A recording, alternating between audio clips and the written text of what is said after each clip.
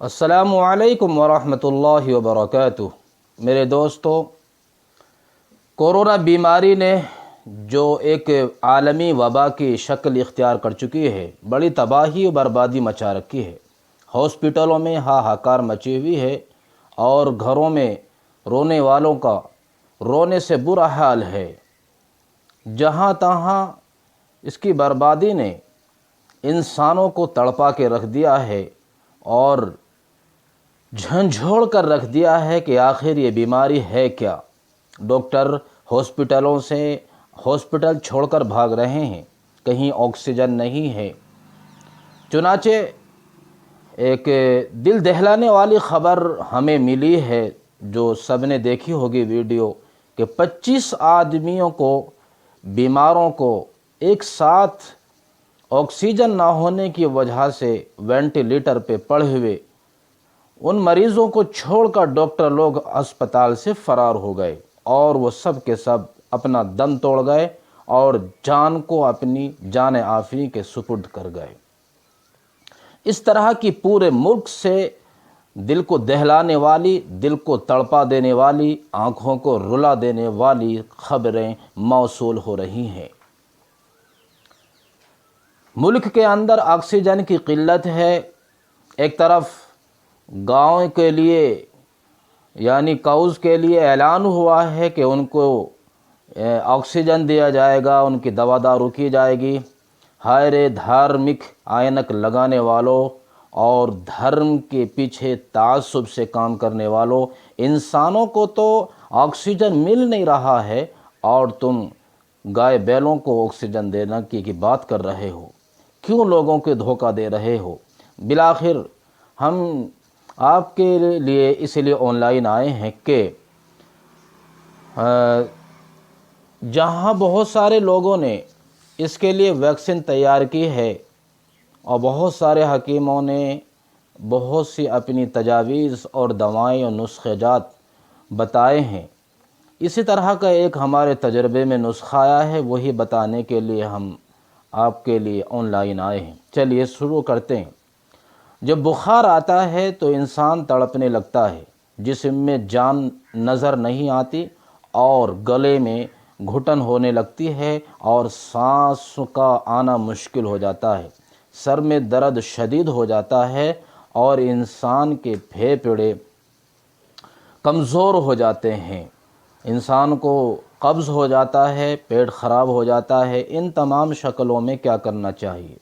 تو چلیے شروع کرتے ہیں آپ کے لیے ایک ایسا نسخہ جو آپ کو ان تمام بیماریوں سے نجات دے دے اور ان تمام بیماریوں سے شفا کا ذریعہ بن جائے اور شفا کا ضامن بن جائے۔ آپ نے گلوئے کا نام سنا ہوگا۔ گلوئے ایک بیل ہوتی ہے، اس پہ ایسے پتے ہوتے ہیں جس طرح سے کہ وہ پتے پان کا پتا ہوتا ہے، تو وہ گلوئے اگر نیم پر چڑھی ہوئی مل جائے تو اور بھی بہتر ہے۔ گلو کے ذریعے سے آپ کو کرنا کیا ہے؟ گلو کی تقریباً ایک بالشت کی بیل، اس کو آپ کو لینا ہے، اس کو تھوڑا سا پھوڑ کر اس کو سل کے اوپر تھوڑا سا پتھر سے اس کو توڑ پھوڑ کر اس کو آپ کو کسی برتن میں، دیگچی وغیرہ میں رکھنا ہے اور اس میں 1 گلاس پانی رکھنا ہے اور تقریباً 1/3 چھوٹی چائے کی چمچ اجوائن۔ اجوائن تو آپ جانتے ہی ہیں، تھوڑی سی سفید اور براؤن کلر کی ہوتی ہے، بہت فائدہ مند ہے اور اس بیماری کے لیے انشاءاللہ آپ کو بہت فائدہ دے گی۔ اس اجوائن کو اس میں ڈالنا ہے، اسے گلاس پانی میں اچھے سے پکانا ہے اور اس پانی کو پھر دن میں 3 بار پینا ہے۔ ایک کام تو یہ کرنا ہے۔ دوسرا کام یہ ہے کہ 4 گلاس پانی میں یہی اجوائن اور کلونجی کو پانی میں پکا کر تقریباً 4 گلاس پانی میں آدھی چمچ اجوائن کی اور آدھا چمچ کلونجی کا، ان دونوں کو آپ 4 گلاس میں پکانا ہے اور اتنا پکانا ہے کہ وہ 3 گلاس رہ جائے، پھر اس پانی کو آپ کو دن میں 3 بار پینا ہے۔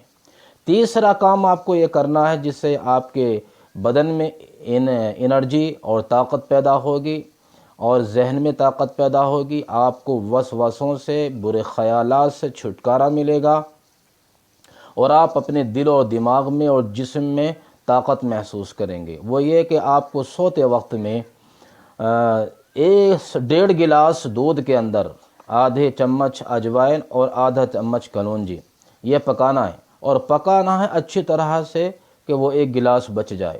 اس دودھ کو رکھ دیجئے، صبح میں پھر اس دودھ کو، اگر رمضان ہے تو رمضان میں سحری سے پہلے، اگر آپ روزہ نہیں رکھ رہے ہیں تو ناشتے سے آدھا گھنٹہ پہلے اس کو نرم کر کے، گرم کر کے پھر سے اس کو پینا ہے، اور پھر صبح میں یہ دودھ اسی طرح بنا کے رکھنا ہے، اور شام کو سوتے ٹائم یہ دودھ پی لینا ہے گرم کر کے۔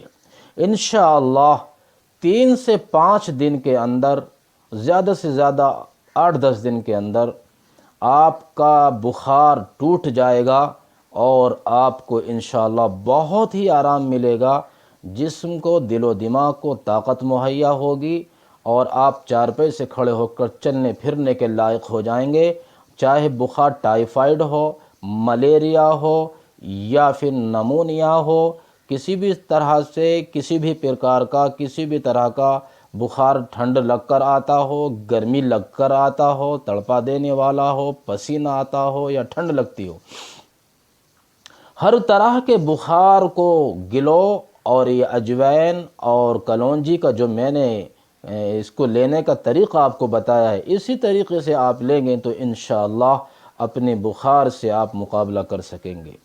یہ تو ہوا ایک حکمتی تجویز اور طریقہ۔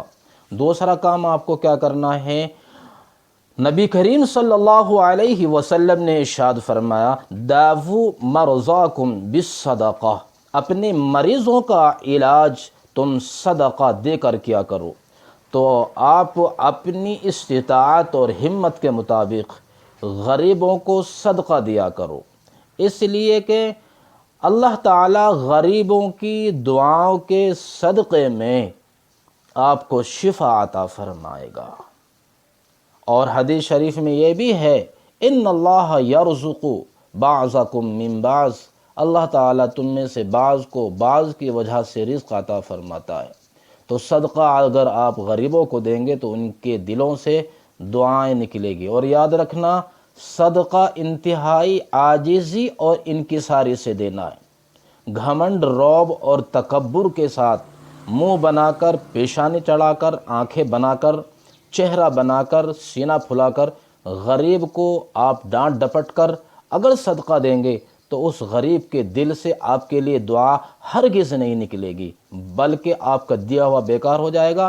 ہو سکتا ہے وہ آپ کو بد دعا دے دے۔ تو غریب کو آپ دیں، جو مستحق ہو، بہت زیادہ ضرورت مند ہو، اس کو آپ محبت، پیار، عاجزی، انکساری، بے بسی کے ساتھ اس طرح دیں کہ آپ کو نہیں بلکہ اس کو لگے کہ مجھے نہیں بلکہ دینے والوں کو ضرورت ہے کہ وہ مجھے دے، اس کو لگے کہ ہاں میری عزت اور احترام اس بندے کی نظر میں ہے۔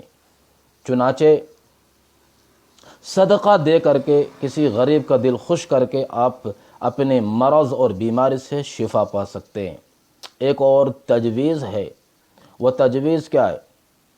اگر آپ نے کسی پر ظلم کیا ہو،